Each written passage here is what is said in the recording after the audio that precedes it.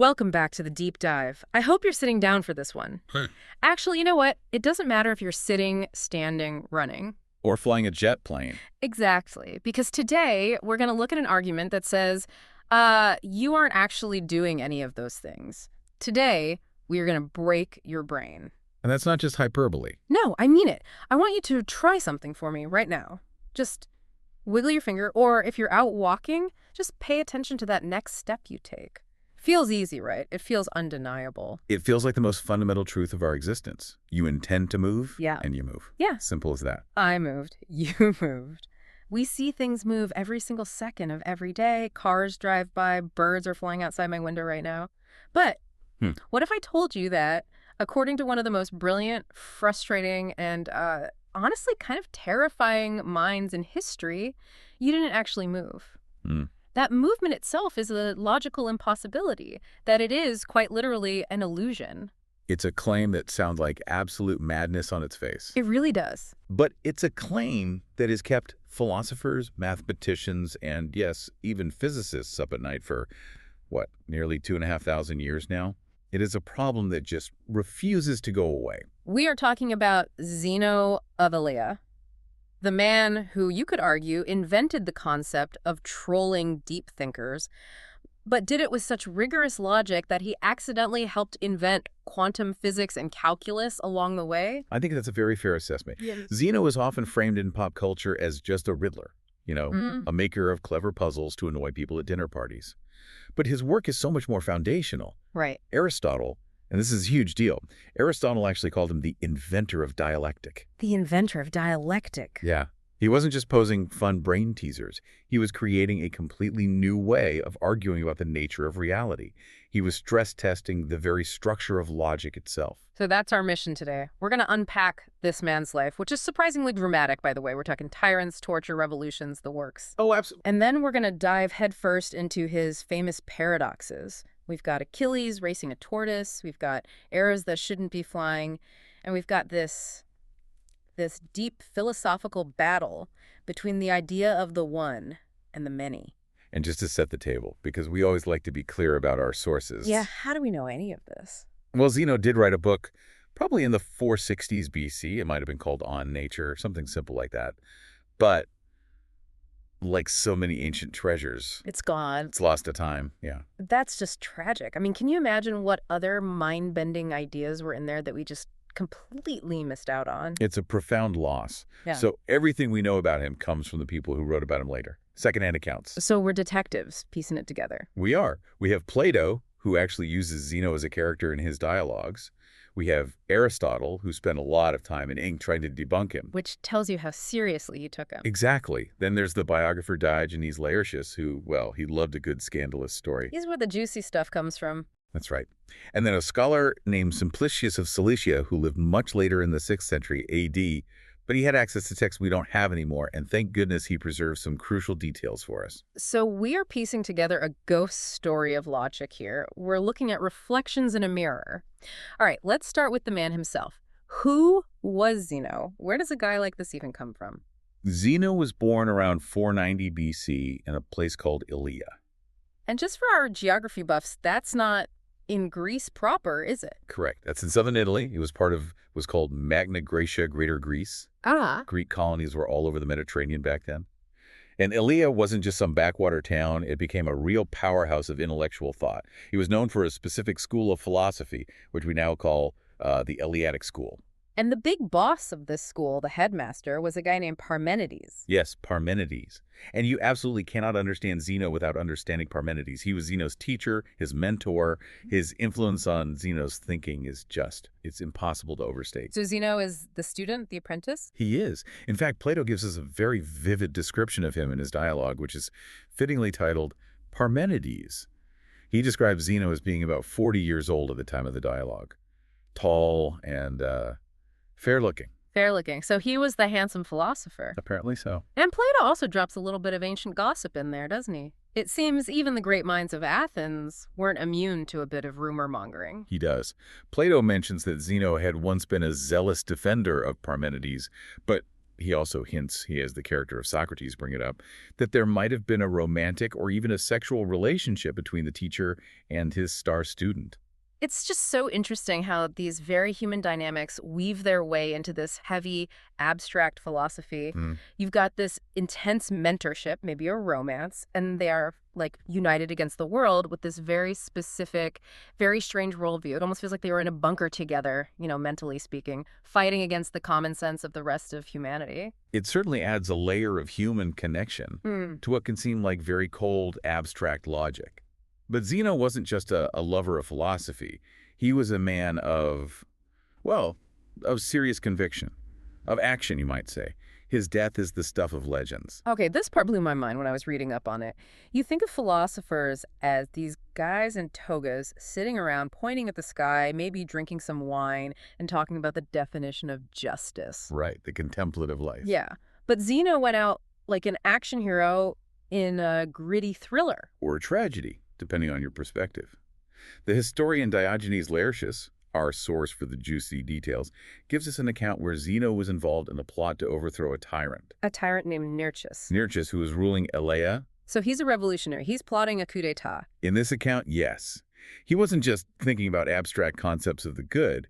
He was trying to literally liberate his city. But the plot failed. Zeno was captured. And this is where it usually goes wrong for the plotters. Very wrong. And, in these stories, this is usually where the philosopher uses his silver tongue to beg for mercy, or maybe he gives up his friends to save his own skin. Zeno did neither of those things. He refused to name names. Stubbornly. Yeah. He would not name his co-conspirators. And this is where it gets really dark. Eutychus, the tyrant, is interrogating him, torturing him, presumably. He's demanding names. Zeno apparently told the tyrant that he had a secret to whisper, something Nearchus really needed to hear, maybe implying it was the names. A classic spy movie move. Right. So the tyrant, curious, leans in close to hear the secret. And Zeno bites his ear off. He bites the tyrant's ear and refuses to let go, just clamps down, holds on until the tyrant's guards inevitably kill him. That is... wow. It's so visceral. It is. Now, there are variations of the story, of course. Sure. Some say he bit off his own tongue and spat it at the tyrant to show he would never speak.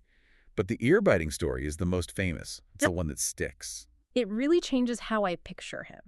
When we get to these paradoxes about arrows and tortoises, I'm not going to be thinking about some dusty academic in a library. I'm going to be thinking about the guy who was willing to die violently for his principles. And that's a crucial point. It shows a level of stubbornness, of fortitude, that definitely bleeds into his philosophy. And that fortitude is the key, because the philosophy he was defending was just as radical in its own way as his political stance. It required a complete rejection of what everyone else in the world accepted as normal.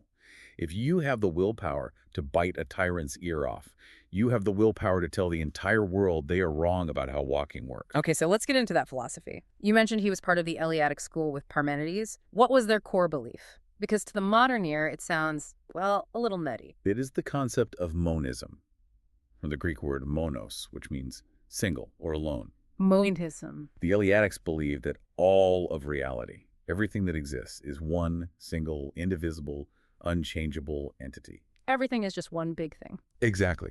They argued that plurality, the idea that there are many different things like you and me and this table and the microphone and the trees outside, that all of that is an illusion. And change in motion, too. Well, they have to be illusions, right? Yeah. If everything is one, where can anything move to? It's already everywhere. The universe is full. There's no empty space for things to move into, and there's no other for it to change into. That is so hard to wrap your head around. I'm looking around the room right now. I see a coffee cup. I see a window. I see a bird flying outside.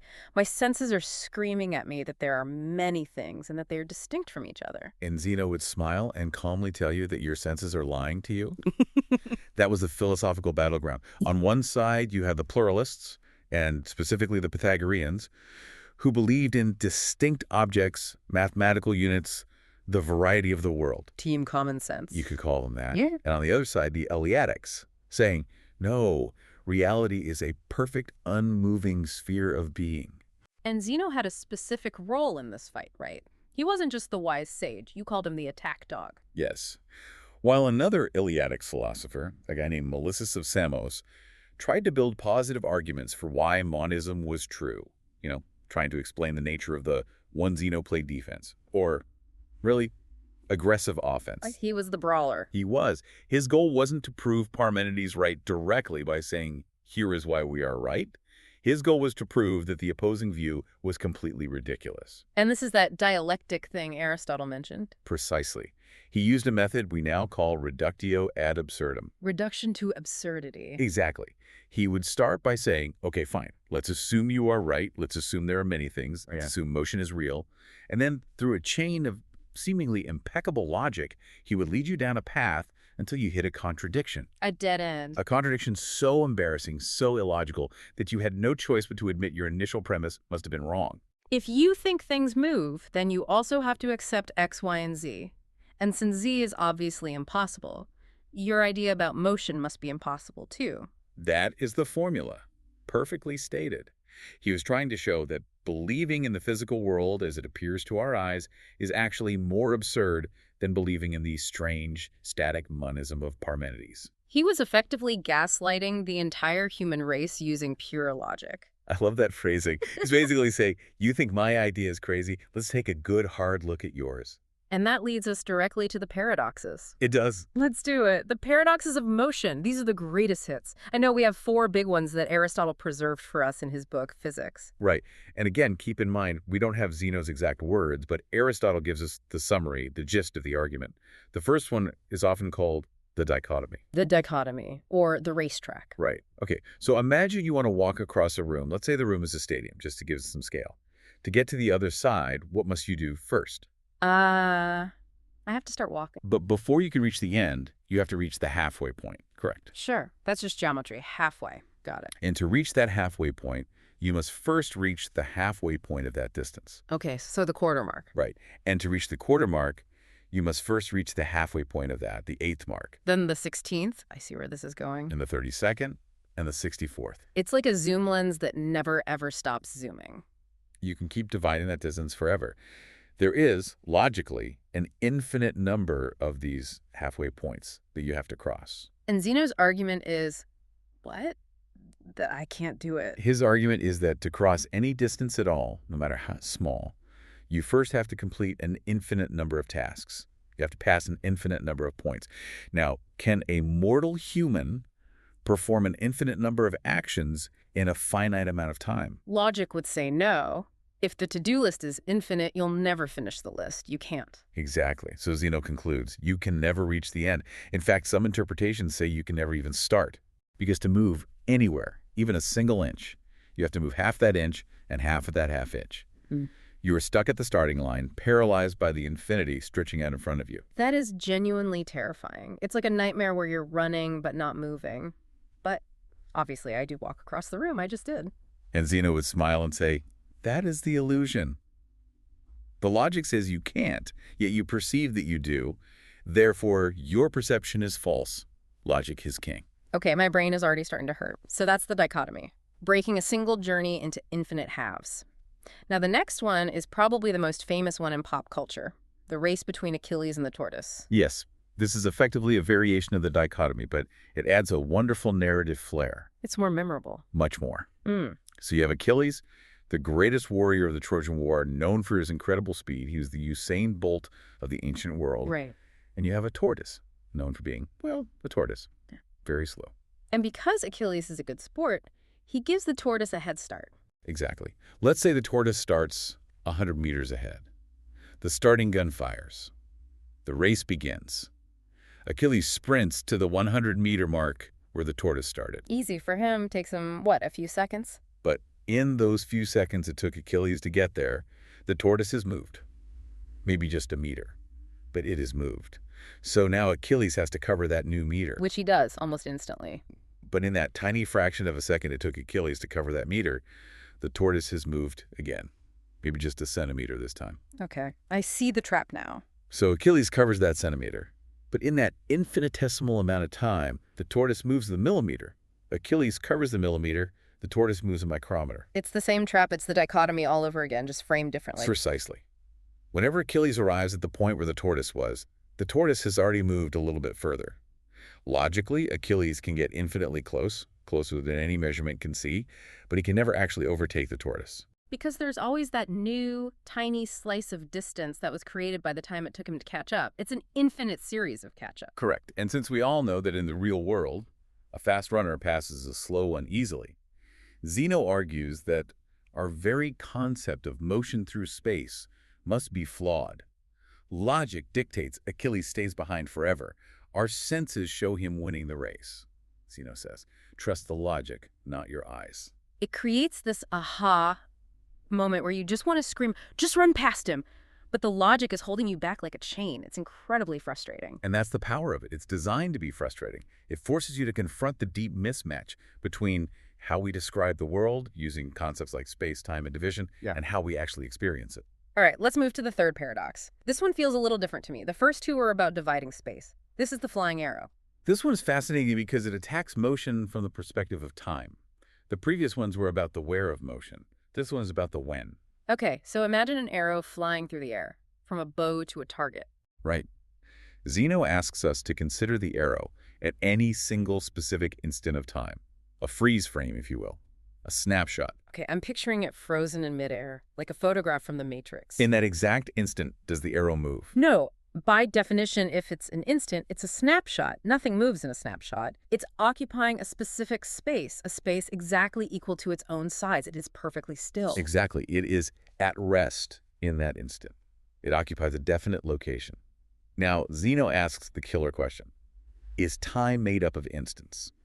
I guess. It feels like it is. A movie is made up of still frames. Time feels like it's made up of a series of nows just strung together. Well, if time is just a collection of these instants, and at every single one of these instants the arrow is motionless, then when does it ever move? Whoa. If it's motionless at 1.00000000 p.m., and it's motionless in every single nanosecond in between, you cannot add up a bunch of zeros and get a 1. You can't add up an infinite series of stillness and somehow get motion. So the arrow never actually flies. It's just existing in different places at different times, but the transition, the actual movement between those places doesn't exist. It suggests that what we call motion is just like a film strip.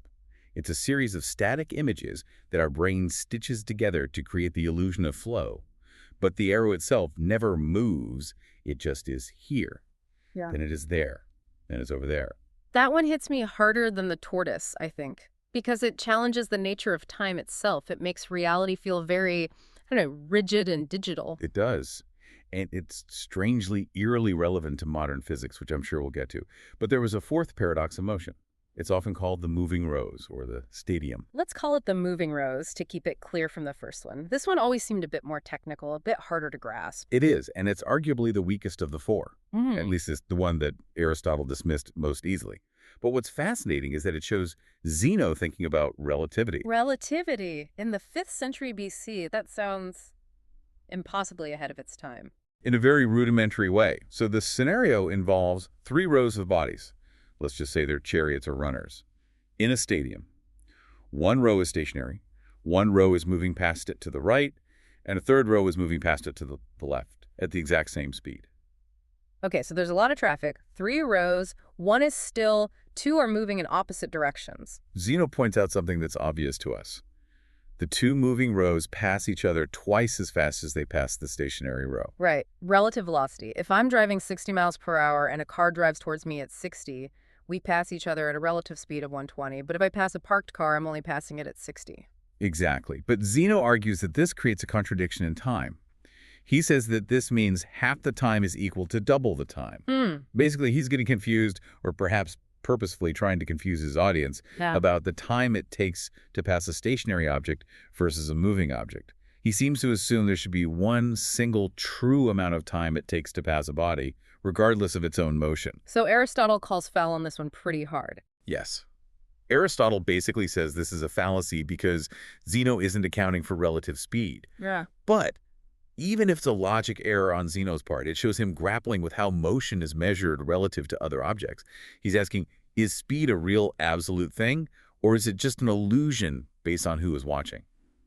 It's a profound question, even if his example was flawed. It's amazing to think of someone doing this without stopwatches, without high-speed cameras, just using pure brain power in a field somewhere. And that's the paradoxes of motion. But we can't ignore the other side of Zeno's coin. We talked about monism, this idea of the one versus the many. He had a whole other set of arguments specifically designed to destroy the idea that many things can exist. These are the deep cuts. This is the argument against plurality. That's right. Zeno argued that if many things exist, they had to be both finite and infinite at the same time. Which is a classic contradiction. You can't be both. Here's the logic. If you have a thing, an object, it must have some size, right? It must have some kind of mass or volume. Yeah. If it exists in the world, it has to be something. That's to take up some room. And if it has size, it can be divided. You can cut it in half. And we're back to the dividing game again. We are. And those parts have size, so they can be divided too. And this process goes on forever. So if things are infinitely divisible, they must be made of an infinite number of parts. Okay. An infinite number of parts usually implies an infinite size. Exactly. That's one horn of the dilemma. But then Zeno flips it. He says, okay, now imagine you divide it all the way down until the parts have no size at all, until they're just geometric points. Zero size. Right. If you take an infinite number of things that have zero size and you add them all together, what do you get? 0 plus 0 plus 0, a million times is still 0. Exactly. So he argues that if many things exist, they either have to be infinitely large because they have an infinite number of parts that have some size, or they must have no size at all because they're made of points with zero size. Both conclusions are absurd. You can't have a world where everything is infinitely big, and you certainly can't have a world made of nothing. Therefore, the very concept of plurality is absurd. The only logical option left on the table is that reality is one single, indivisible whole. He is basically arguing that the concept of distinct physical matter is logically incoherent. it's like he's trying to break the very concept of matter itself. And he doesn't stop at matter. He goes after space, too. This is the paradox of place. This one is the onion skin one, right? Or the Russian nesting dolls. That's a perfect way to visualize it, Zeno says. If everything that exists must be in a place, then that place must also be a thing that exists, right? Sure. The coffee cup is on the table. The table is a place. The table is in the room. The room is a place. And the room is in the house. The house is in the city. The city is on the planet. The planet is in the solar system, which is in the galaxy, which is in the universe. But where is the universe? Yeah. If place itself is a thing that exists, it must be in a place. So place A is in place B must be in place C, and C must be in D ad infinitum. It's an infinite regress of places, a never-ending chain of where. Zeno says this is impossible. You can't have an infinite chain of places containing places. Therefore, our basic idea of distinct places is flawed. So what's the alternative? How do you escape that? The alternative is that being, existence itself, doesn't take up space in the way we commonsensically think it does. Zeno was arguably the first to propose that existence might be incorporeal. It doesn't have a location because it is everything. There's nothing outside of it for it to be in. It is just mind-bending stuff. You can see why people at the time either loved this guy or absolutely hated him. Which brings us to the ancient reaction. How did the big names of the day, Plato and Aristotle, how did they deal with this guy? It's a bit of a good cop, bad cop situation. Plato, or at least the character of Socrates in Plato's writings, he was a bit dismissive. Really? I would have thought Plato, of all people, would have loved this kind of abstract, logic-chopping stuff. Plato respected the intellect, for sure, but he seems to have looked down on Zeno's method. He thought it was just rhetorical tricks. Sophistry. Pretty much. He felt Zeno was essentially a magician pulling logical rabbits out of hats, creating contradictions just for the sake of being annoying, rather than genuinely seeking the truth with a capital T. Plato even hints that Zeno didn't take his own arguments that seriously, that it was a kind of intellectual game he played when he was young. But Aristotle took him very, very seriously. Oh, yes. Aristotle wrote the book on logic, literally. And he called Zeno's arguments worthy of consideration. He didn't agree with them, but he felt they were so well constructed that they needed to be answered, not just waved away. And how did Aristotle try to solve the dichotomy, the problem of walking across the room? Aristotle came up with a really crucial distinction. It's the difference between actual infinity and potential infinity. Okay, let's unpack that. This sounds like it could be the key. He argued that you can cross the room because the infinite divisibility of the path is only potential. You could, in theory, divide the path forever if you stop to measure it at every point, but you don't actually have to touch an infinite number of points to get there. The distance is one continuous whole, not a bag filled with an infinite number of marbles that you have to count one by one. So he's saying Zeno is confusing the map with the territory. Just because I can use math to describe the line as having infinite points doesn't mean I have to physically step on every single one of those mathematical points. Exactly. Aristotle thought Zeno was making a fundamental error by mixing up the abstract world of mathematics with the physical world of motion. But there was another group that took Zeno very seriously and came up with a completely different solution. The atomists. Yes, the Greek atomists, figures like Leucippus and Democritus, they looked at Zeno's argument about infinite divisibility, that you can just keep cutting and cutting forever, and they said, no, you can't. They put a hard stop sign up. They proposed that eventually you hit a bottom layer, a fundamental particle that cannot be cut, the atomos, which in Greek means uncuttable, the atom. So you're saying that atomic theory, one of the cornerstones of modern science, was in part a direct response to Zeno's paradoxes. It was a brilliant way to escape Zeno's logical trap. If there is a smallest possible unit of matter, then you don't have an infinite number of parts. You have a huge but finite number of atoms. Plurality becomes possible again because you aren't drowning in the absurdity of infinity. That is wild. Zeno basically trolls the world so hard that humanity is forced to invent atomic theory just to shut him up? In a way, yes. It just shows you how powerful a good question, a good paradox can be. It forces everyone else to build a better, more robust answer. So that was the ancient world. But Zeno didn't just fade away. We are still talking about him thousands of years later. Let's jump to the modern legacy. Because you'd think, hey, we have rockets and supercomputers. Surely we've solved the tortoise problem by now. Well, yes and no, and this is where it gets really interesting. In the 19th century, mathematics went through a revolution, particularly with calculus and the concept of limits. Calculus, the bane of high school students everywhere. But the savior of motion, in a way. Mathematicians like Weierstrass and Cauchy finally formalized how to handle these infinite series that Zeno was playing with. Okay, give us the explain it like I'm five version of how calculus solves it. Think about that series from the dichotomy paradox. 12 plus 14 plus 18 plus 116 and so on forever. Zeno implies this either adds up to infinity or creates an impossible, never-ending task. Calculus uses the concept of a limit to show that this infinite series converges to a finite number. And that number is? 1. So math has a way of saying, okay, we know this list of numbers goes on forever, but we can prove with absolute certainty that it all adds up to exactly 1. Right. We can mathematically prove that an infinite sum can yield a finite result. So for many mathematicians, this solves Zeno. Traversing an infinite number of half-distances isn't a problem because they all neatly add up to the total distance. But I'm sensing a but is coming here. It feels too neat. The but is a philosophical one. Does describing the motion mathematically actually explain how a physical object performs an infinite number of acts? Or does it just give us a very useful tool to calculate the end result without worrying about the process? It describes the what, but maybe not the how. Exactly. It bypasses the problem. And then modern physics throws a massive curveball back into the mix. We now have something called the quantum Zeno effect. They actually named it after him. They did. And the reason is because it is eerily, spookily similar to the arrow paradox. Okay, explain this. In quantum physics, a system like an unstable atom that is about to decay evolves over time.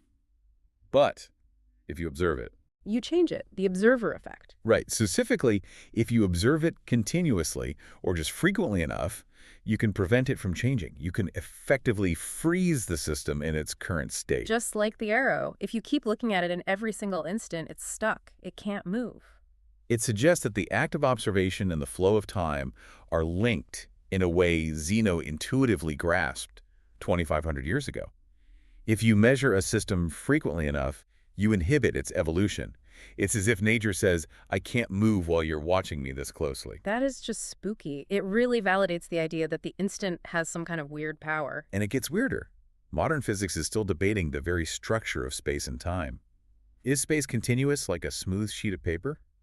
Or is it pixelated? Pixelated, Yeah. like a computer screen. Exactly. Yeah. This is the discrete versus continuous debate. If space and time are continuous, you can divide them forever, and Zeno's paradoxes are in full force. But if they're discrete, if there is a smallest possible unit of space, like a Planck length, and a smallest unit of time, then Zeno's arrow doesn't slide smoothly, it teleports. Yeah. It would exist in pixel A at one instant, then disappear and reappear in pixel B at the next instant, without ever having been in between, because on that model there is no in between. So just jumps, like a single frame in a movie, changing to the next. Which would mean Zeno was kind of right all along. True motion as a smooth flowing thing doesn't actually exist. It's just a series of static states that appear to be motion. My brain officially hurts now. That's the Zeno effect. And we can't talk about his legacy without mentioning the big philosophers who came later. You mentioned Bertrand Russell and Immanuel Kant. Two absolute giants. Bertrand Russell, who was a fanatic for logic and mathematics, actually praised Zeno. He didn't see him as a pest. He saw him as a pioneer who forced us to take the concept of infinity seriously and develop the rigorous math needed to handle it. And Kant, how did he use Zeno? Immanuel Kant used Zeno's skeptical method. Kant didn't support one side or the other, but used the contradiction, what he called an antinomy, to show that our perception of the world is phenomenal. It's just appearance. It's not the thing in itself. The thing in itself, ultimate reality. Right. Kant argued that space and time aren't real things out there in the world. They're just the glasses we wear to see the world. They're the structure of our own intuition, not necessarily properties of ultimate reality. So when logic clashes with our senses about motion, it's because our senses are dealing with the world as it appears to us, not the raw truth. It sounds like Zeno's monism got a major software update. The world is an illusion becomes the world as we see it is a construct of our minds. That's a very good way to put it, yes. So let's bring it all home. We've called this final section the unsolved mystery. Is it really truly unsolved? Don't we have all these answers from math and physics? We have mathematical answers that are incredibly useful. We have physical theories that are mind-bendingly weird. But fundamentally, among philosophers, there is no definitive, universally accepted agreement that Zeno has been truly refuted. That's incredible after 2,500 years. Because the core tension remains. It's the conflict between logic, which tells us X is impossible, and our senses, which tell us X is happening right in front of our faces. Zeno's ultimate point was that if logic and your senses get into a fight, you should trust logic. Most of us, every day, trust our senses. We trust that we are walking across the room. We trust that the arrow flies and hits the target. But Zeno challenges us to prove it without just saying, well, just look. He demands that we prove it with our minds. And that, it turns out, is much, much harder. So Zeno wasn't just a troll. He wasn't just being difficult. Far from it. He was a deeply serious logician defending a worldview that, while it seems alien to us, was internally consistent and powerful. And in doing so, he forced humanity to sharpen all its intellectual tools.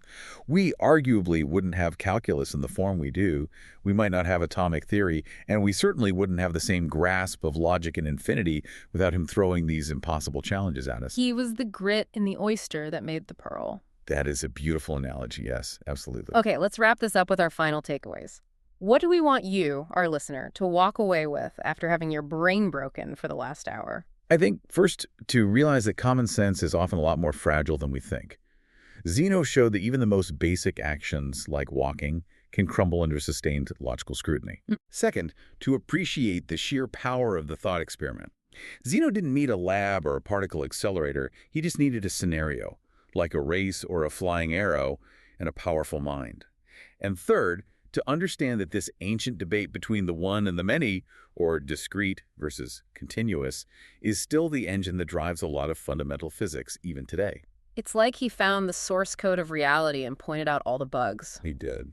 All right, here is a final provocative thought for you to chew on while you perceive yourself moving to your next task. Let's hear it. If Zeno is right, if motion is an illusion, and reality is one single unmoving block of existence, then technically you haven't been listening to this deep dive. You didn't start it and you won't finish it. You and this audio file and me and the expert, we are all just one static eternal thing. The experience of time passing during this conversation was just a trick of your mind. Or, to add to that, consider this. Is the present moment, the now, is it a duration of time with a tiny little width? Or is it just a boundary, a line with no width at all, between the past and the future? If it has no width, how can anything exist in it? But if it does have width, can't we just divide it again and start one of Zeno's paradoxes all over? Don't try to answer that. Just let it sit there and bother you for a while. That's good for you. Thanks for joining us on the deep dive. We'll see you, or rather, we will exist statically with you in the next one. Move along, if you can.